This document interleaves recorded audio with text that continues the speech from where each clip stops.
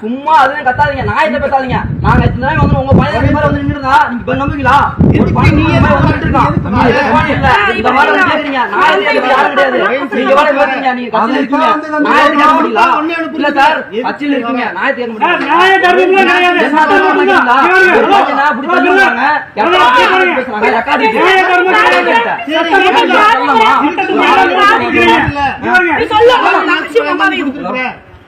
சொல்லுங்க. இந்த காய்கறி கிட்ட காய்கறி சந்தையில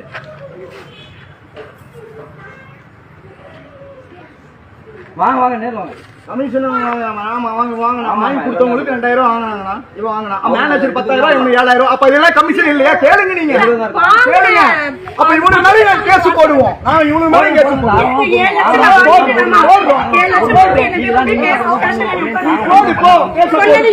என்ன வேணா கேஸ் போடுவோம். கமிஷன்